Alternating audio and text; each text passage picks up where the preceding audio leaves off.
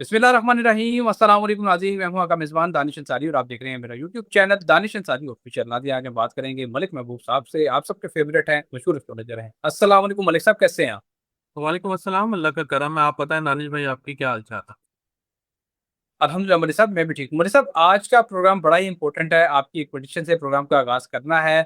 25 फरवरी को आपके साथ एक प्रोग्राम किया था और आपने उसी दिन ये बता दिया था जब ये अमेरिका और ईरान और इसराइल के दरमियान जंग का आगाज़ भी नहीं हुआ था। आपने कहा था कि अगर ईरान और अमेरिका के दरमियान कोई जंग होती है तो इस जंग में अमेरिका का बहुत ज़्यादा नुकसान होगा।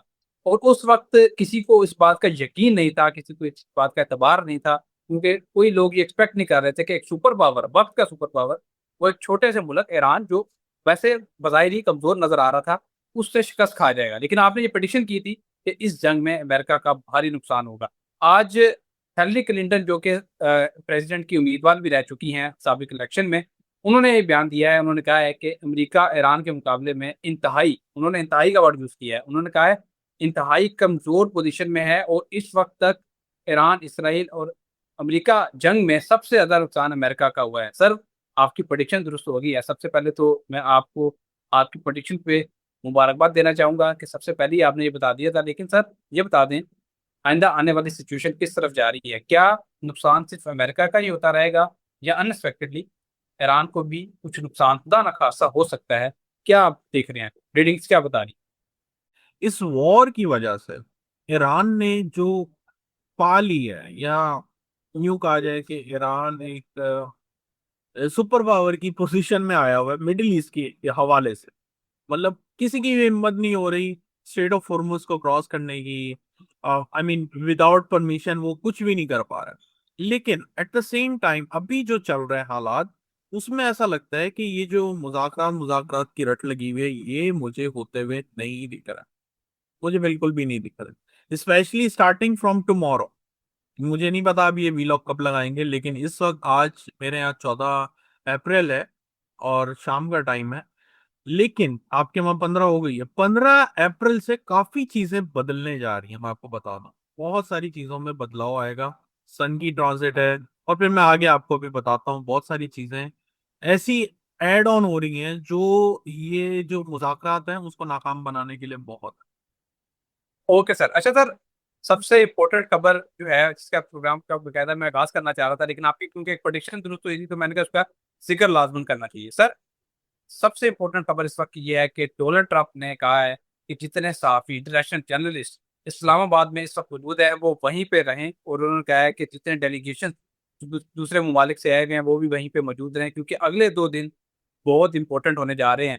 कई जो तज्ज़ियाकार हैं, ख़ासतौर पे पाकिस्तान के सीनियर सियासतदान मुशाहिद हुसैन सईद, उन्होंने भी ये कहा है कि आइंदा 2 दिनों में मुमकिन है कि डोनाल्ड ट्रंप खुद पाकिस्तान आएँ, और अगर मुज़ाकरात कामयाब होते हैं तो डोनाल्ड ट्रंप ज़रूर आएँगे और वो खुद अपने हाथ से साइन करेंगे। सर, आप क्या देख रहे हैं? क्या वाक़ई अगले 2 दिन बहुत इंपॉर्टेंट हैं जिस तरह डोनाल्ड ट्रंप कह रहे हैं, या फिर ये 2 दिन की अहमियत उतनी नहीं है जितनी ज़ाहिर की जा रही है? अगले 2 दिनों में क्या होने जा रहा है? देखिए, अगर आपको आज से एक हफ्ता पहले याद हो, जब ये मुज़ाकरात की वापस से चुमड़ी शुरू हुई थी, तो मैंने आपको कहा था 11 अप्रैल से लेके 20 अप्रैल का टाइम बड़ा ही सख्त और मुश्किल तरीन टाइम है, जिसमें खुदा ना खास्ता फिर हमले वगैरह या कोई नया मास हो सकता है। अब जो पोजीशन है, इंटरेस्टिंग बात यहां से जो हो रही है वो ये है कि जो हमारे नेगेटिव प्लैनेट है, नोड्स कहते हैं, नेगेटिव तो नहीं कहना चाहिए, मेलेफिक कहना चाहिए। उनके बीच में जितने भी वैदिक एस्ट्रोलॉजी में हम प्लैनेट काउंट करते हैं, जुपिटर, सैटर्न, मार्स, वीनस, सन, मून, ये सारे के सारे इसके अम्ब्रेला के अंदर आ गए, जिसको राहु काल मतलब वो कहा जाता है। बहुत सारे इसके वर्ड्स हैं। तो उसके दरमियान में कोई भी अच्छा इवेंट परफॉर्म किया जाए तो वो या धोखा होता है या नुकसान। तो यहां से लेके 15 से लेके 25 के दरमियान में ये सारे प्लैनेट राहु केतु के अम्ब्रेला के बीच में आ रहे हैं। Okay sir. अच्छा सर, मुसाद के सरबराह की तरफ से एक बयान सामने आया है। उन्होंने कहा है कि ईरान में रजीम चेंज तक हमारा मिशन मुकम्मल नहीं होगा।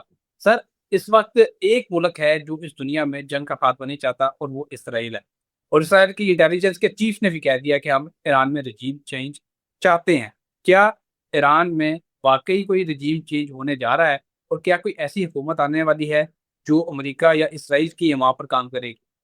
नहीं, अभी मुझे बहुत मुश्किल लगता है कि वहाँ रेजिम चेंज होगा। मैं आपको क्या बता रहा हूँ कि वहाँ बहुत सारी चीजें बहुत हद तक अगेन पावर में आती हुई दिख रही हैं, और जून के बाद तो ईरान बहुत स्ट्रांग होता हुआ आपको नजर आएगा। उससे पहले मामला खराब है। दूसरी बात, मिडिल ईस्ट अभी डिस्टर्ब, और अगस्त तक रहेगा। और मैंने आपको इस महीने के शुरू में भी कहा था कि अमेरिका निकलने की किसी ना किसी तरह कोशिश करेगा। अब ये देखें, एकदम से हमारे सामने 8 तारीख को पहले वो एक क्लेम किया गया मुज़ाकरात होंगे, फिर वापस मुज़ाकरात होंगे, तो एक्चुअली अमेरिका निकलने के चाह रहा है, बस दैट्स इट। ये पीछे फिर कोई नया मसला खड़ा होगा। Okay sir. अच्छा सर, सऊदी वली अहद मोहम्मद बिन सलमान का बयान आया है, उन्होंने कहा है पाकिस्तान को कि पाकिस्तान परेशान ना हो। उन्होंने कहा है कि अगर यूएई ने अपने पैसे वापस मांगे हैं पाकिस्तान से, जो डिपॉजिट थे पाकिस्तान के स्टेट बैंक में, अगर उन्होंने वापस मांगे हैं तो हम अपने पाकिस्तान के साथ, अपने भाइयों के साथ खड़े हैं। उन्होंने कहा है कि हम $3 अरब डिपॉजिट जो है पाकिस्तान को दे रहे हैं, और कतर ने भी कहा है कि हम अपने $2 अरब जो है पाकिस्तान को दे रहे हैं ताकि पाकिस्तान के डिपॉजिट जो है वो मुस्तकिम रहे। लेकिन सर, ये दुनिया मुफादात पे चलती है।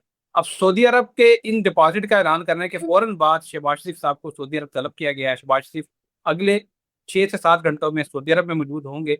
पाकिस्तान की जो एयरफोर्स है उसका एक दस्ता भी वहां भेज दिया गया है, एक फौजी दस्ता भी सऊदी अरब में मौजूद है। और यूं खबर आ रही है सामने, सीनियर जर्नलिस्ट हैं आसमा शिरादी, उन्होंने खबर ब्रेक की है कि मुमकिन है पाकिस्तान और सऊदी अरब आइंदा आने वाले दिनों में स्ट्रेट ऑफ हॉर्मोज में पेट्रोलिंग शुरू कर दें, ताकि वहां पे जो बहरी जहाज है उनकी सेफली वो वहां से गुजर सके। क्या सर वाकई पाकिस्तान और सऊदी अरब वहां से पेट्रोलिंग करने जा रहे हैं? और अगर ऐसा करते हैं, सर खत्ते में तो कशीदगी मजीद बढ़ जाएगी और ये दोनों ममालिक अमेरिका के टूल के तौर पे यूज होना शुरू हो जाएंगे। क्या फ्यूचर देख रहे हैं दोनों ममालिक? सर, यही तो सिचुएशन मैं आपको इस महीने के शुरू से बोलता आ रहा हूँ कि मिडिल ईस्ट अभी डिस्टर्ब नजर आता है। अमेरिका इसमें से निकल जाएगा, ऐसा ना हो खुदा ना खास्ता दूसरे ममालिक ईरान के साथ किसी नए महाज में पड़ जाए। इसका डर तो है, लेकिन मैं एग्जैक्टली इसलिए नहीं बता सकता हूँ क्योंकि ये चीज कंफर्म नहीं हुई है। लेकिन सितारों की रोशनी से मैं आपको इस महीने के शुरू से बोल रहा हूँ, पाकिस्तान बहुत बड़े प्रॉब्लम में नजर आता है। अल्लाह करे मैं गलत ही रीड कर रहा हूँ। बज़ाहिर ऑल इज वेल दिखाई दिया जा रहा है, लेकिन पाकिस्तान एटलीस्ट अगर मैं अवाम के लेवल से देखूं तो मसाइल बहुत ज्यादा बढ़ते हुए, स्पेशली 15 मतलब आज से आपको दिखाई दिए जाए।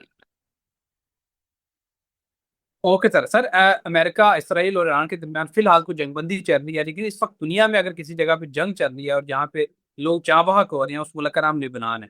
और लिबनान की क्यादत भी और इसराइल की क्यादत भी बरह रास्त मुज़ाकरात के लिए तैयार हो गए हैं सर। लेकिन हमने जब भी देखा है इसराइल की तरफ से मुज़ाकरात का हाथ बढ़ाया जाता है तो फौरन उसके बाद धोखा दिया जाता है और अटैक कर दिया जाता है। क्या इस मरतबा इसराइल वाकई संजीदा है मुज़ाकरात की टेबल पे आने के लिए, या इस मरतबा भी पीठ में छुरा घोंपा जाएगा?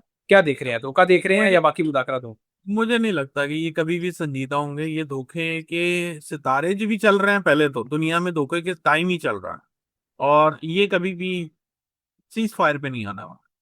ओके सर, बहुत शुक्रिया सर, आपने अपने कीमती वक्त में से कुछ वक्त निकाला और इतनी जबरदस्त प्रोडिक्शन हमारे साथ शेयर की। हमारे नाज़रीन का भी शुक्रिया, फीडबैक देते हैं, कमेंट्स करते हैं, सवालात पूछते हैं, सवालात खुद से अदा करें। आपके सवालात हम अपने प्रोग्राम का हिस्सा बनाते हैं। प्रोग्राम का वक्त खत्म हो चुका है, इंशाल्लाह नेक्स्ट प्रोग्राम में ऐसे ही दिलचस्प टॉपिक के साथ दोबारा पेश होंगे। अगली वीडियो तक के लिए मुझे और मलिक महबूब साहब को इजाजत दीजिए। अल्लाह हाफ़िज़।